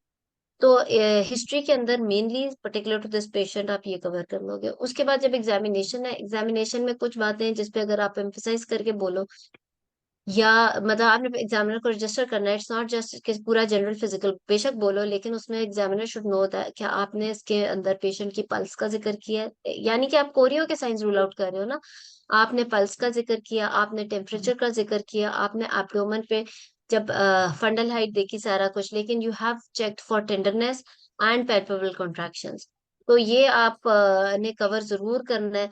उसके बाद आपने पैड चेक किया या स्टेरिलाइज स्पेकुलम एग्जामिनेशन किए। सो ये कुछ चीजें हैं जो कि बहुत ज्यादा आपने फोकस्ड और रजिस्टर कराना है कि you have covered them all. ठीक है, अब इन्वेस्टिगेशन में नीबा क्या कराएंगे?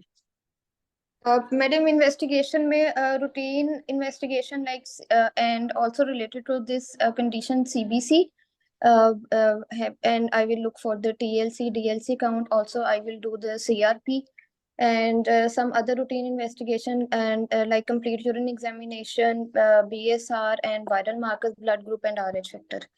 And also related to fetal well-being, the CTG and biophysical profile. ठीक है, और किसी ने कुछ ऐड करना है? Dating scan, anomaly scan. नहीं, like at 29 weeks, 26 weeks पे anomaly scan हुआ। तो पिछला मांगोगे ना इसके हाँ अंदर? ठीक है। अच्छा, पिछला एक चीज मांगेंगे। तो ये मैं मतलब ये बताती हूँ, हमने जो अभी रीसेंट एडवाइस करनी है। अल्ट्रासाउंड। एक चीज मैं बताती हूँ। आपने एक तो देखो, इस दफा अब एग्जाम जो पैटर्न हो गया ना, उसमें 10 मिनट में आपने काफी कुछ कवर करना होता है, तो अब इतना टाइम नहीं है कि आप बोलो कि फर्स्ट ऑफ ऑल या रूटीन एग्जामिनेशन या रूटीन ब्लड टेस्ट या वो। You just need to talk. आपने अपनी अपनी नॉलेज अगले को ट्रांसफर करनी है, आपने एक्स्ट्रा स्टेटमेंट्स नहीं बोली। मैं बता रही हूँ, इतनी लंबी लंबी बातें आपने 2 मिनट में कवर करनी है, डजेंट मीन कि आपकी स्पीड बहुत तेज हो, but because you have to be, आपने फोकस्ड बोलना है। ये पैटर्न इस लिहाज से थोड़ा मुश्किल जरूर है क्योंकि आपने फोकस बोलना है, सोचने का टाइम नहीं है, लेकिन अच्छा इसलिए है क्योंकि अ, थोड़ा सा लक वाली चीज कम हो गई है। खामखा बंदा फेल नहीं होना मुश्किल हो गया है कि मतलब आप बहुत मेहनत करके गए और आप फेल हो जाए, ये वाली चीज इससे, इस पैटर्न ऑफ एग्जाम से बेहतर हो गई है। लेकिन इसके अंदर आप कैंडिडेट के लिए थोड़ा सा मुश्किल ये है कि एक तो टॉपिक्स बहुत सारे कवर हो रहे हैं, आपको बहुत सारे थोड़े से अनकॉमन टॉपिक्स भी आने का चांस हो गया। पहले होता था कि सिर्फ मोटे मोटे टॉपिक्स आते थे, लेकिन अब अनकॉमन भी आते हैं, यानी छोटी मोटी भी थ्योरी की चीजें आनी चाहिए। उसके अलावा ये कि you have to be very very focused. आप नहीं ये कर सकते what is routine blood test, ये वर्ड्स वहाँ हर कोई तंग होगा इन वर्ड से, ठीक है। तो यू जस्ट नीड टू से कि मुझे ये चाहिए, ब्लड ग्रुप चाहिए मुझे, सीबीसी में टीएलसी, बस टीएलसी ज्यादा होगा तो हम डीएलसी मांगेंगे ना, तो आपने सीबीसी मांगना है, सीबीसी में आप पर्टिकुलर्स बोल दो कि आपने एचबी, टीएलसी और प्लेटलेट मांगना है, आपने ये फिंगर टिप्स पे करनी है अपनी क्या आपको एग्जैक्टली क्या क्या चाहिए। उसके बाद अगर आपने बाकी yes urine complete, viral markers, BSR आपने बोल दिया, don't forget to ask for the dating scan and anomaly scan and the recent scan of the patient. आपने वो गलती से बोल दिया फिटल वेलबींग में, शायद मुझे आवाज आई, आई डोंट नो, कि सीटीजी भी मांग ली 26 वीक्स पे। तो वो थोड़ा सा बायोफिजिकल प्रोफाइल है सच पूरा इसमें चलो मांग लो, लेकिन इसमें आप अगर अल्ट्रासाउंड पे अमाउंट ऑफ लाइकर की बात कर लो, क्योंकि बायोफिजिकल प्रोफाइल भी ठीक है, बट द थिंग इज कि हमारे लिए इस वक्त बायोफिजिकल प्रोफाइल पे हमने डिलीवर तो नहीं कर देना ना पेशेंट को नहीं 26 वीक्स पे। जी फिर आप जी अगर उसका ट्रीटमेंट टिकट मांग लो, आप उसकी टेम्परेचर चार्टिंग मांगते, आप उसके मॉनिटरिंग इन द हॉस्पिटल मांगते कि अभी तक की क्या वो इससे पता चलता है कि you have which we already we all have dealt with chorio patients in our ward, हमें पता है क्या टेबल बनता है। लेकिन अगर वो टेबल बोलो कि मुझे वो वाला चार्ट देखना है पेशेंट का, मुझे ट्रीटमेंट चार्ट देखना है, उसको स्टीरॉइड मिले या नहीं मिले, उसको अभी क्या जा रहा है, उसको एंटीबायोटिक्स का क्या स्टेटस है, एटसेट्रा, और मुझे स्टरलाइज स्पेकुलम एग्जामिनेशन की फाइंडिंग्स चाहिए सबसे पहला, इवन बिफोर अल्ट्रासाउंड। उससे पता चलता है कि यू नो के इस केस में तो है ही एक तरीका डायग्नोसिस का, which is sterilise speculum examination.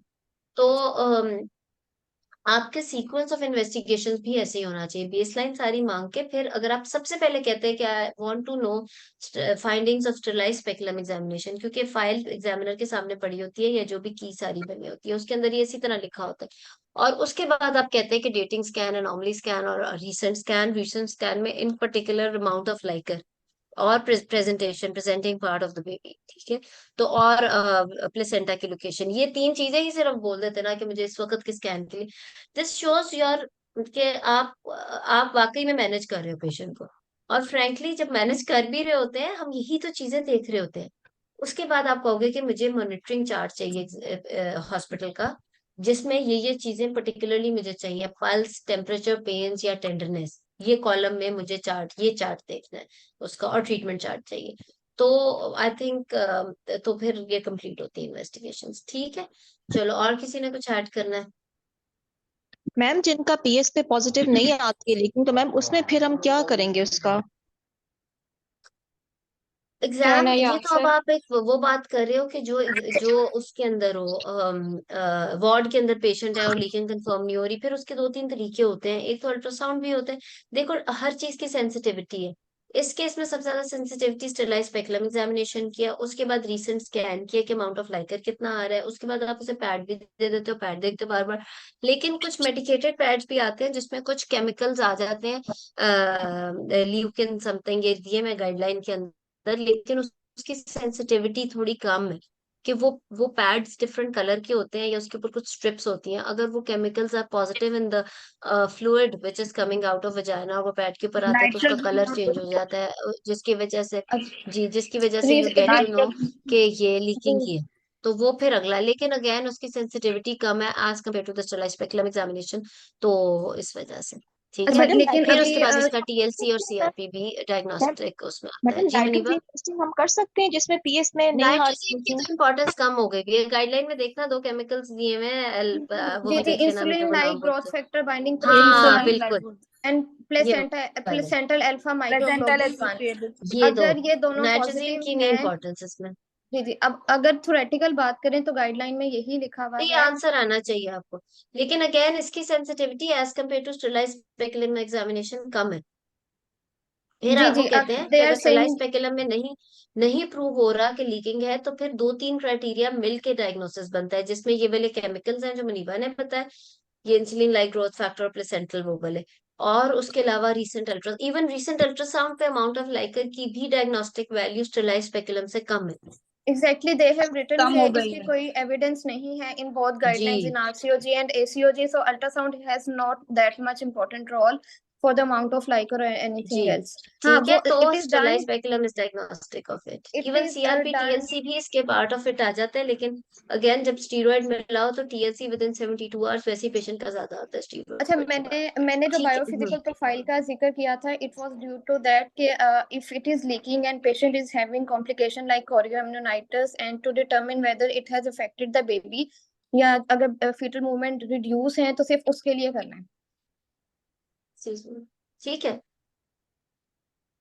हाँ ठीक है, इसलिए मैंने बहुत ज्यादा निगेट नहीं किया था इस चीज नहीं को। नहीं, मतलब I am just giving the मतलब माय जस्टिफिकेशन के मतलब अच्छी बात है, मैं हर ठीक है। चीज की जस्टिफिकेशन आनी चाहिए, गुड।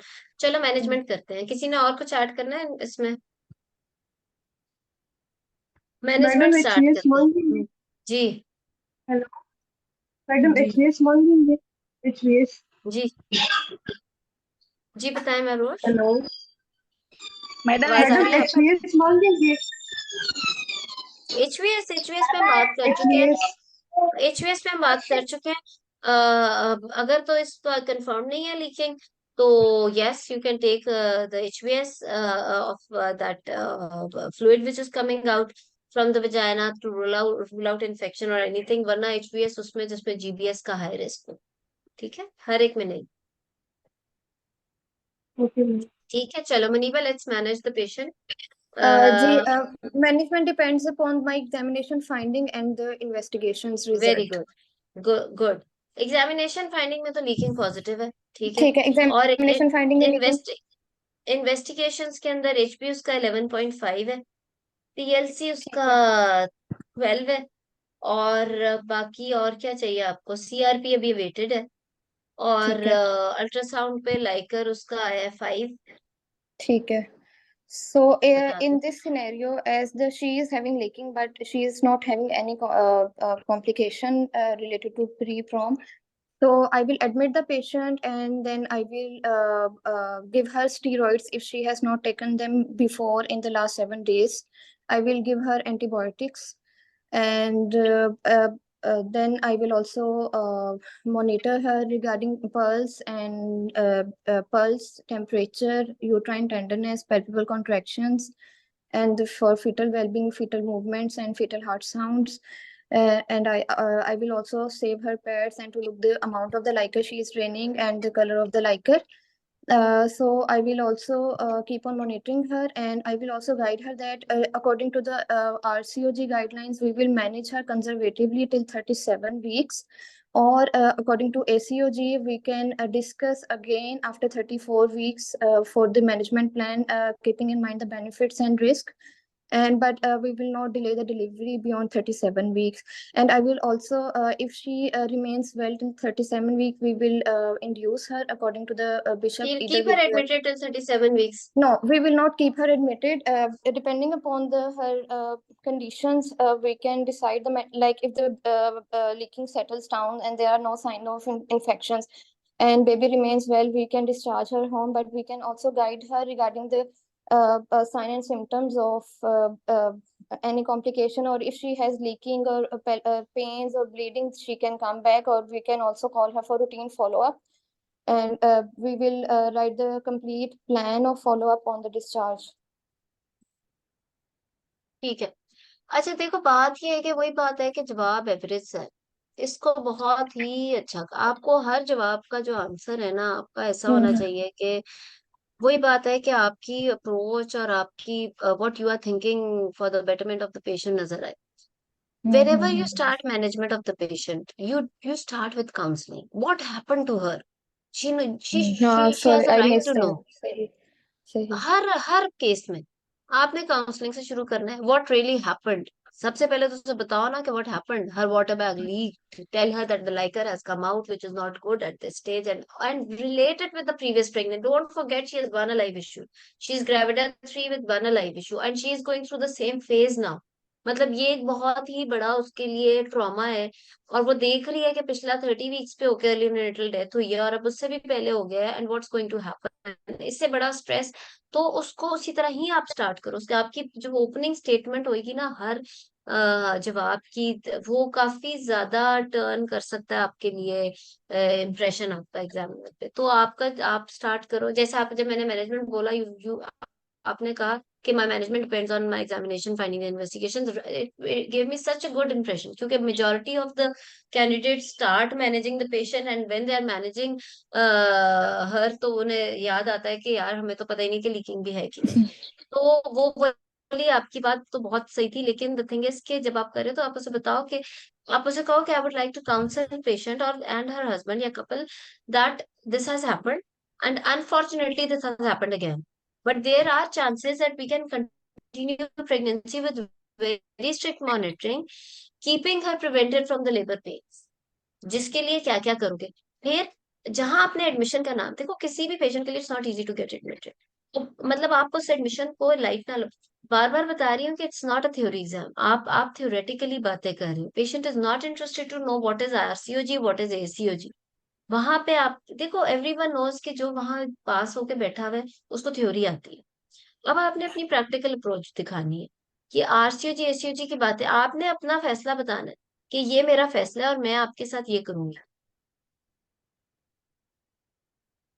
ठीक है, तो आपने अब इसके अंदर क्या करना है, आपने इसको ठीक है काउंसिल करना है। उसके बाद एडमिशन, एडमिशन की इंपॉर्टेंस बताओ कि क्यों एडमिट करना है। इसलिए एक तो सबसे बड़ी बात ये कि दोबारा से वही हो गया जो पिछली प्रेगनेंसी में था। दूसरी ये बात कि उसको एडमिट करना है ताकि आप उसे मॉनिटर करो, उसको अवेयरनेस दो कि अगर आप उसे कल को घर भेजोगे तो उसने घर में कैसे मॉनिटर करना है, और बेड रेस्ट और वो सारा वैसे ही करना है जैसे हॉस्पिटल में रूटीन है। उसके अलावा ये कि आप उसके लेबर पेन्स और हर चीज की मॉनिटरिंग करो कोरियो के लिए और वो सारा कुछ। और कितनी देर के लिए एडमिट करोगे उसे वही बताओ ना कि शी नीड्स एडमिशन, ताकि मैं कॉम्प्लिकेशंस को रूल आउट करूं जो पॉसिबली ये हो सकती है उसके साथ।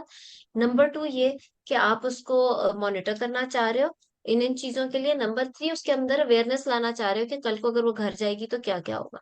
और जब आप उसको घर पे अभी भेजने की बात करोगे तो यू जस्ट कैन नॉट से कि अगर, हाँ आपने वो इतना बुरा जवाब नहीं दिया था कि अगर उसकी लीकिंग ठीक हो उसकी कंडीशन, बट उसके अंदर और बहुत सारे फैक्टर्स है, उसका घर कितनी दूर है, वो घर से वापस आ भी सकती है या नहीं, because there are majority of the women जो आपको हॉस्पिटल में मिलती है, डिपार्टमेंट्स में, वार्ड्स में, जो शायद 26 वीक्स पे पहली दफा ही आई होती है हॉस्पिटल, और फिर पता नहीं होता कि उन्हें कभी कोई लेके भी आएगा या नहीं है, तो may be she needs prolong admission in the hospital also.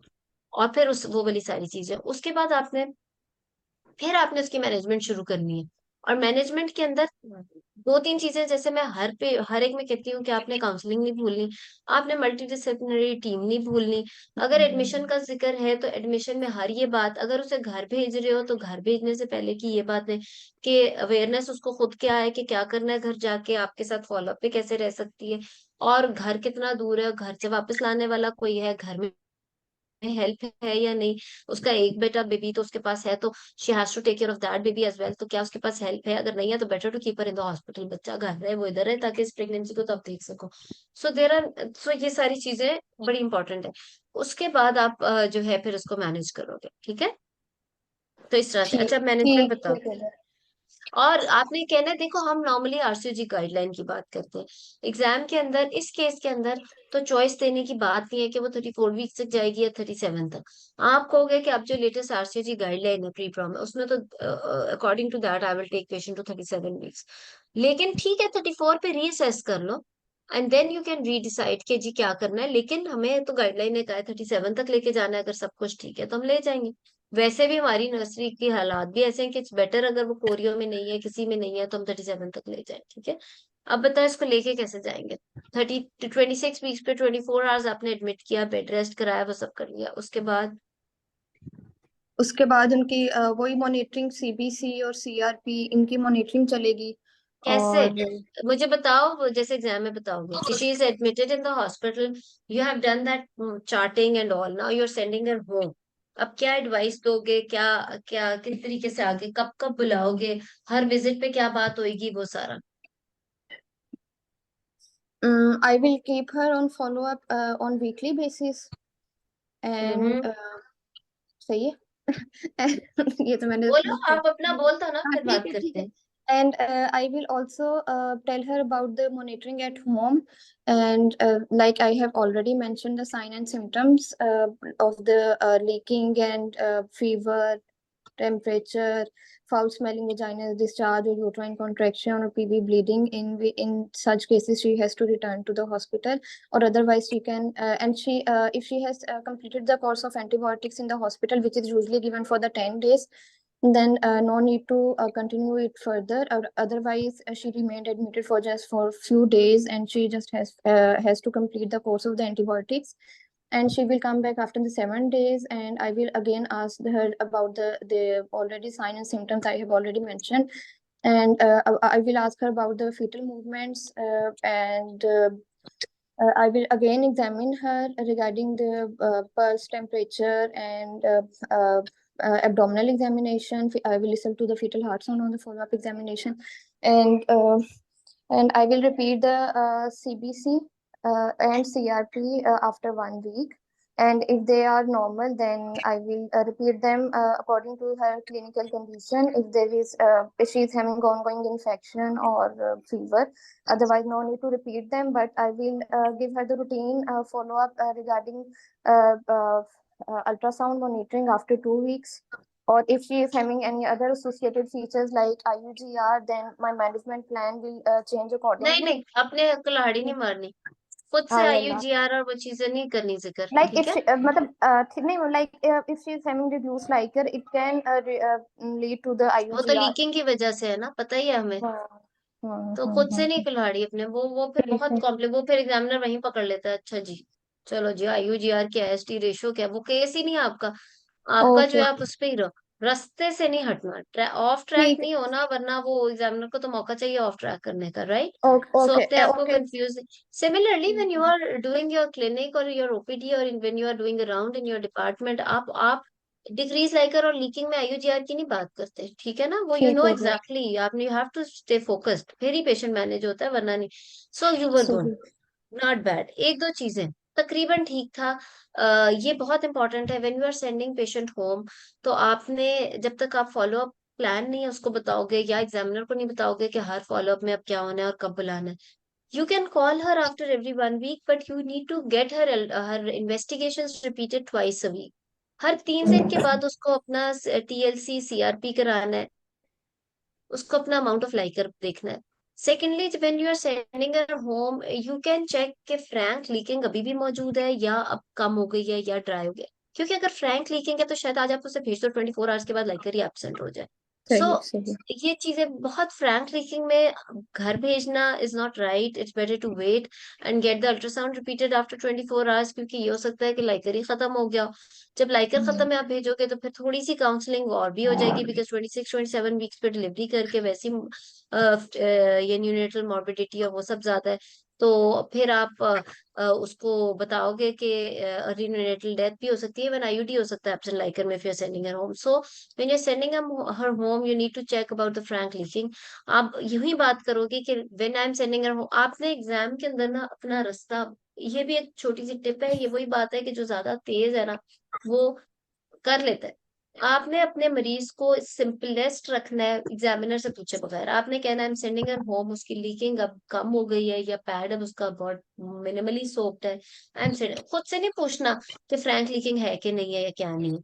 आपने अपना रास्ता आसान रखना है कि उसकी लीकिंग भी कम हो गई है, आई am sending her home with this this this instructions के बेड रेस्ट उसने करना है, उसने अपना क्या क्या मॉनिटर करना है, उसने अपना टेम्परेचर, पल्स, टेम्परेचर और पेन को मॉनिटर करना है, बेबी की मूवमेंट्स को मॉनिटर करना है, कोई भी वार्निंग पैड साइन को होगा, देखना है। ब्लीडिंग, पेन, वो सारा कुछ, तो she has to come back to the hospital. Every 3 days उसने अपना TLC CRP कराना है, और if needed you will decide कि आपने 3 days के बाद अल्ट्रासाउंड करके स्कैन पे लाइकर देखना है या 1 week के बाद। So it depends on you के 26 वीक्स पे आपने बाद में जाके आफ्टर 28 वीक्स आप ट्वाइस अ वीक करा लो कि चलो बायोफिजिकल भी होता जाएगा। उसके बाद आपने after 1 week when she comes to you, जैसे मुनीबा ने बताया, you start with the history, you ask about आपने क्या चीजें इन पर्टिकुलरली उससे पूछनी है कि अब लीकिंग कैसी है, नंबर 1। आपने पूरी पूरी हिस्ट्री पूरी नहीं बोली। नंबर 2, बेबी की मूवमेंट्स कैसी हैं। नंबर 3, के पेन्स वगैरह तो नहीं आ गई। एंड नंबर 4, के ब्लीडिंग या ब्लड मिक्स डिस्चार्ज तो नहीं है, ठीक है। एग्जामिनेशन में फोकस्ड बातें करनी है। एग्जामिनेशन में फिर आपने बात करनी है कि मैं उसकी पल्स लूंगी, उसका टेम्परेचर चेक करूंगी और उसकी टेंडरनेस देखूंगी और फंडल हाइट और टेंडरनेस देखूंगी और बेबी के फीटल हार्ट।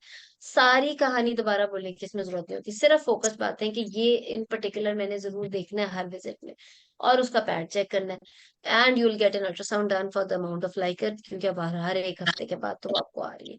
तो इस तरीके से you will take patient to at least इस दौरान में मुनीबा एक चीज भूल गई जब इसने पेशेंट को एडमिट किया था, जो कि असली बात थी।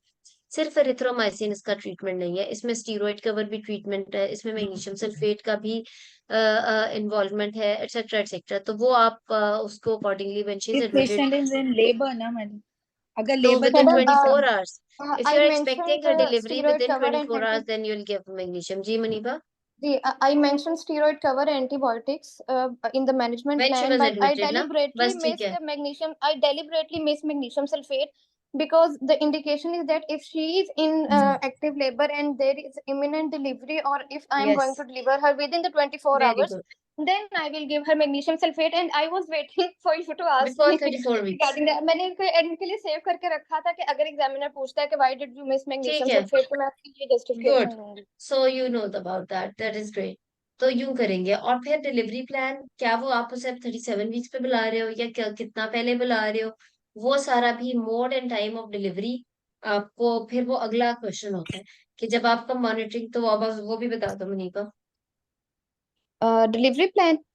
Delivery हाँ, plan depends upon the clinical scenario and her condition regarding amount of तो liquor, and or if she is having any further complication, and also then I will deliver the plan of the delivery, and like the timing of the delivery depending upon her clinical scenario, and also the mode of the delivery. It depends upon the other indications. Like previously she had two deliveries, one was premature and the other was, we do not know the mode of the delivery in the previous pregnancy, which is the live baby. If it is previous one C-section, and the interval between these two pregnancies, it also depends upon that condition, and the presentation of the fetus at the term, which is my plan.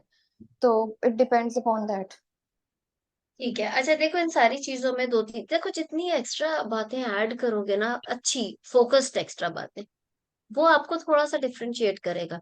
आप ये बात करो कि एक तो उसकी previous 30 weeks पे हुआ हुआ है, दूसरा 29 वीक से पहले इस तरह से लीकिंग आ जाए और डिक्रीज लाइकर स्कैन पे आना शुरू हो जाए, तो आई थिंक इसका कोई इंसिडेंस भी दिया हुआ है, लेकिन मेरा ख्याल है मोर देन 80% चांस के, ये कम ही चांस है कि प्रेगनेंसी जो है ना 34 को भी क्रॉस करे, 30, राइट। हाँ बिल्कुल ऐसे ही है. तो ये चीजें ठीक है. बोलो कि आपके अपने लिए भी थोड़ी सी हैरानकुन बात है कि 37 तक ले आए हो पेशेंट को, right. Now as you, but कोशिश तो वही थी। So now you have reach till 37, तो आप कहोगे कि 36 वीक्स वाले विजिट पे मैं mode and time of delivery discuss करूंगी कि अगले हफ्ते when she will come to me I will do, और फिर उसका वही दोबारा से clinical assessment starting from history, जिसमें अगेन पल्स, टेम्परेचर, टेंडरनेस और उसकी फंडल हाइट, बेबी की प्रेजेंटिंग पार्ट बहुत इंपॉर्टेंट है, और फिर बिशप स्कोरिंग, और फिर mode of delivery will depend on Bishop score. She has previous two SPDs, तो आप उसको बिशप स्कोर करोगे। और बिशप स्कोर क्यों कर रहे हो? Yes, you are planning normal delivery because cephalic presentation है, तो बिशप स्कोर से क्या होगा, आपको सर्विक्स की राइपनिंग का पता चलेगा। If cervix is not ripe you will induce her, if it is ripe you can augment it with सिंटो।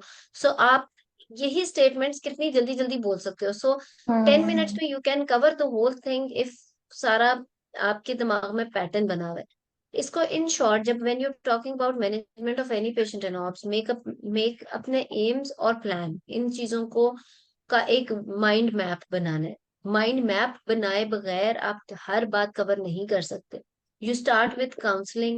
During counseling, what you talk about. You talk about the diagnosis. You talk about the possible complications that could have happened to the patient because of this. You talk about कि इन इसकी वजह से does this patient need admission or not? If yes, then for how long? उसके ये counselling का ये भी part है। उसके बाद अगला पॉइंट आता है कि इसके अंदर कोई और एडेड चीज तो नहीं, कहीं इसको यूटीआई तो नहीं, कहीं इसको एनीमिया तो नहीं, कहीं इसको कुछ और तो नहीं जिसको ठीक करना है। उसके बाद मल्टी डिसिप्लिनरी टीम की जरूरत तो नहीं है इस पेशेंट में, मेजोरिटी में होती है। डायबिटीज है, आपने डायबिटोलॉजिस्ट को इन्वॉल्व करना है, प्री टर्म है, आपने न्यूरोलॉजिस्ट को इन्वॉल्व करना है, एक्सेट्रा एक्सेट्रा। और उसके बाद एक एक मैनेजमेंट प्लान कि आप इस प्रेगनेंसी को कहाँ तक लेके जा रहे हो और किस तरह। और इन्हीं सारी चीजों को अब आपने इलेबोरेट करके बोलना होता है कि अगर कहाँ तक किस तरह लेके जा रहे हो, उसमें मॉनिटरिंग क्या करोगे, फीटल मॉनिटरिंग किस तरह चलेगी और मिटरनल मॉनिटरिंग कैसे चलेगी। और जब ये उस पॉइंट पे पहुंच जाती है, उसमें बीच में अपने एक्सप्रेशंस ऐड करो कि it is very less likely that this can happen. और मतलब उसके बीच में बोलो कि शी इज एट अब 30 वीक्स के जब विजिट पे आई है, तो you are dealing with her psychological stress also because it was 30 weeks previously when she had the same incidents. So ये चीजें जब तक आप ऐड ऑन नहीं करोगे तो लगेगा कि आप बहुत ही रट्टे वाली बातें बोल रहे हो। इस उस पेशेंट से रिलेट करके चीजें भी ऐड करो, and when you reach term और when you reach you till your targeted gestational age, फिर दोबारा से फिर आप उसकी उस टाइम पे अब नया सिनेरियो आ गया। अब पेशेंट 26 वीक्स या 37 वीक्स पे, उसमें दोबारा से उसका हिस्ट्री एग्जामिनेशन मैटर करता है, उसका प्रेजेंटिंग पार्ट मैटर करता है, उसका फिर mode and time of delivery accordingly फिर डिपेंड करेगा। और डिलीवर करना है तो कैसे, इंड्यूस करना है तो कैसे, वो एक स्टेटमेंट में बोलो कि सर्विक्स की कैसी कंडीशन है, ऐसी है तो इंड्यूस करूंगी, नहीं तो उसके बाद एग्जामिनर सवाल नहीं करता कि इंडक्शन कैसे करोगी, क्या उन्हें आपकी इस एक स्टेटमेंट से ही पता चल गया कि आपको पता है, राइट। सो इस चीज को इसी तरीके से प्लान करके इस तरीके से ही जवाब देना है। चल लास्ट एक दो क्वेश्चंस कर लो, फिर हमारी क्लास खत्म होगी, ठीक है जी। मैम मुनीबा, अस्सलाम वालेकुम मैम। हाँ जी मैम हम अशफाक जो जी, जी मैम मैक्स सल्फेट देते हैं तो उसको ये भी इंडिकेशन है कि बिल्कुल। मुनीबा ने डिलीवरी हो। सही जवाब दिया, उसमें बस ऐड कर ले कि 34 वीक से पहले, उसके बाद तो जी मैम मैग्नीशियम भी नहीं देते। तो बिल्कुल। वही जवाब जो मुनीबा ने दिया, जी मैम कभी ठीक है। कभार ये होता है कि सडन फीटल डिस्ट्रेस हो जाता है, सीटीजी अब्रप्ट अचानक जो है ना उसका खराब आ जाता हाँ, है, तो फिर यू डोंट हैव उसमें time to give magnesium. Magnesium देना विद इन 24 आवर्स डिलीवरी अगर आप जी मैम। एक्सपेक्ट कर रहे हो। अगर सडनली कुछ हो जाए तो ये तो नहीं कि फिर आप हर वक्त मैग्नीशियम ही देते रहोगे। नहीं मैम अगर उसका हम करते हैं कि इसका 24 आवर्स में जो हम डिसाइड करते हैं कि उसमें जरूरी तो नहीं होता ना कि इसकी इमिनेंट डिलीवरी, मतलब उसका बिशप स्कोर सही हो के। नहीं, लेकिन उसमें ये होता है कि आपको नजर आ रहा होता है कि she has started having liver pains, तो आप उसको मैग्नीशियम लगा दोगे। या फिर आप उसको मतलब अगर आप अभी 26 वीक्स पे उसे मैग्नीशियम लगा दोगे and you are prolonging the pregnancy and she has reached 32 weeks, तो देयर इज नो पॉइंट कि आपने 26 पे उसे मैग्नीशियम लगाया था। जब वो 32 पे पेन्स के साथ आई है तो मैग्नीशियम मैटर करेगा, क्योंकि अब वो 24 आवर्स में डिलीवर होने वाली है। ये मैग्नीशियम सल्फेट की इंडिकेशन है न्यूरो प्रोटेक्शन के लिए। थैंक यू अच्छा मैम। मैम मुझे सॉरी मैम मुझे एक चीज पूछनी थी, अगर जी पेशेंट लास्ट यही 2 लेबर में आती क्वेश्चंस है जी तो जबेद। क्या इसमें हम जीबीएस प्रोफाइलेक्सिस क्या, देंगे उसको? अगर पेशेंट लेबर में किसमें? है इसी ये सिनेरियो में। जीपीएस की कुछ इंडिकेशंस है। जीपीएस का incidence itself is very very less. इसके अंदर अगर हाई रिस्क केस है, यस प्री प्रॉम इटसेल्फ, हर प्री प्रॉम मेरा ख्याल है कि जीबीएस की इंडिकेशन, प्रोफाइलेक्सिस की इंडिकेशन नहीं है। प्रीवियस जीबीएस रह चुका है, इस प्रेगनेंसी में जीबीएस आया है इन सम एचवीएस रिपोर्ट विदाउट लेबर जब आया था, तब आप जीबीएस की प्रोफाइलेक्सिस दोगे। हर प्री प्रॉम में जीबीएस की प्रोफाइलेक्सिस नहीं होगी। मैडम एक क्वेश्चन है जी मैम, ये लास्ट। जो जी मैम ये थैंक जो यू हम मैम। कहते हैं कि पैम G1 और इंसुलिन लाइक ग्रोथ फैक्टर हम करते हैं, जी तो ये रूटीनली हम लैब्स में करते हैं, हमारे पास होता है, ये नहीं, अवेलेबल है? लेकिन पाकिस्तान में ऐसे पैड्स अवेलेबल हैं। In few hospitals they have such pad, लेकिन अगेन क्योंकि इसकी इतनी सेंसिटिविटी नहीं है तो खामखा का खर्चा ऐड करने की जरूरत नहीं होती पेशेंट को। However these pads are available in Pakistan, जिसमें कलर चेंज होता है अगर वो एमनियोटिक फ्लूइड ही लीक आउट कर रहा है, जो कि फर्दर आपको हेल्प कर देता है डायग्नोसिस में। बट अगेन इसकी सेंसिटिविटी नहीं ज्यादा, और जरूरी नहीं होता कि वो इतना भी इफेक्टिव हो कलर चेंज होने में। यानी कि कलर अगर चेंज नहीं हो रहा तो ये उसका मतलब ये नहीं होगा कि उसे लीकिंग नहीं है, इन अदर वर्ड्स। ठीक है। ठीक है जी मैम मैम एक क्वेश्चन था। जी शैला। अस्सलाम वालेकुम। मैम बस ये अच्छा, एंटीबायोटिक से रिगार्डिंग एक कंफ्यूजन थी, तो प्रोफाइलेक्टिकली तो एंटीबायोटिक इरिथ्रोमाइसिन करते एरिथ्रोमाइसिन 250 हैं और mg ma'am QID for 10 days, जी जी और और 10 डेज मैम के लिए इंट्रा देते हैं, सारी जिंदगी नहीं देते हैं ठीक है जी। मैम। और फिर मैम अगर यही पेशेंट हमारे पास इंट्रापार्टम आती है, अगर हमारे पास क्लिनिकल डायग्नोसिस है कोरियोम्नियोनाइटिस की, तो बेंजाइल पेनिसिलिन जेल्टामाइसिन एंड मेट्रोनाइडाजोल, और अगर जीबीएस है तो हम्म, फिर जीबीएस वाली, ऐसे ही है मैम? जी ऐसे ही है। कोरियो का तो फिर केस ही और है। थैंक यू ठीक है, सो मच। you're मैम ये welcome। पेशेंट अगर आती है और फॉलो अप पे उसको एनहाइड्रोमनियाज हो जाता है तो फिर हम क्या करेंगे? इट डिपेंड्स के कितने वीक्स पे होता है। अगर वही आपकी मॉर्बिडिटी और आपकी न्यूनेटल सर्विसेज पे डिपेंड करता है। If she has reach 34 weeks और 32 वीक्स, इवन 32 वीक्स पे इफ यू थिंक कि आपकी नर्सरी में उस तरह से रेट नहीं है सर्वाइवल का, तो you can keep her admitted और फिर आप उसको थोड़ा सा कंटिन्यू या फिर एटलीस्ट मैग्नीशियम दे के फिर you can plan delivery. But if she is at 28 weeks and she is having anhydramnios, you can counsel patient कि हम कंटिन्यू तो कर रहे हैं but as liquor is not there, तो फिर हम इसलिए कंटिन्यू करें। वही बात है, you always do outweigh pros and cons considering the delivery of the baby और कीपिंग बेबी इन यूट्रो। तो मैम जिसमें जिस तरह वो कहते हैं ना 37 वीक्स पे एनहाइड्रोमनियाज हो गया तो मैम सिजेरियन नहीं 37 करेंगे? पे जी डिलीवर कर, इट डिपेंड्स एनहाइड्रोएमनियोस अगर लीकिंग की वजह से, तो it is not an absolute indication for caesarean section. ठीक है जी। जी। और मनीबा ने कुछ ऐड करना है, फिर हम बस इंशाल्लाह करेंगे। बस मुझे फीडबैक देना था क्लास का कि it was very good and informative. मुझे लगा था कि ये मतलब बहुत इजी टॉपिक है, लेकिन कुछ चीजें मेरे माइंड ऐसे में ही ऑलरेडी थी विच आई स्किप्ड, लेकिन आपने बहुत अच्छा कवर किया यू है। Were good. और एक फीडबैक मैं भी दूंगी, मैं जरूर हर कैंडिडेट जो प्रेजेंट करता है उसका फीडबैक देती हूँ, ताकि उसको अब आगे जो दिन रह गया अकॉर्डिंगली तैयारी करें। Your speech is good, clarity अच्छी है, स्पीड भी ठीक है, you were not very fast और वेरी स्लो। हाँ, कुछ एक्स्ट्रा स्टेटमेंट्स बीच में बोलते हो जिससे पता लग रहा होता है कि सोच के बोलना पड़ रहा है, जिसके लिए टाइम वो उतना टाइम नहीं होगा एग्जाम में। यू हैव टू बी सही वेरी वेरी फोकस्ड। यू सही नो सही your management, you know your things, you are good in कुछ चीजों में बहुत अच्छे थे, जैसे एग्जामिनेशन में और इन्वेस्टिगेशन में पर बहुत मुझे बुरे लगता थे। है कि वो I rule need to out no work करो, मोर ऑन हिस्ट्री, अभी थोड़ा तक सा जो मुझे फोकस्ड समझ आ रहने रही के है। लिए। दूसरा, बिल्कुल जो मैनेजमेंट आपको पता है अपनी चीजों का, बट उसको सिस्टमेटिकली थोड़ा आउटस्टैंडिंग तरीके से प्रेजेंट कैसे करना है, बस उसकी प्रैक्टिस चाहिए, सही विच सही यू विल डू इंशाल्लाह। टाइम काफी है, इंशाल्लाह। तो वो थैंक कर यू सो सकते नेक्स्ट हो। मच। वीक में बाकी ये भी तो माशाल्लाह इंफॉर्मेशन बस वही। करवा दें। हाँ अच्छा, अब अगली दफा कभी कर लो डिसाइड भी टॉपिक और वो सारा, और वॉलंटियर भी, ठीक अच्छा, है। लेकिन आई वाज थिंकिंग कि मतलब एक आज हमने एक सिनेरियो डिस्कस किया और इसमें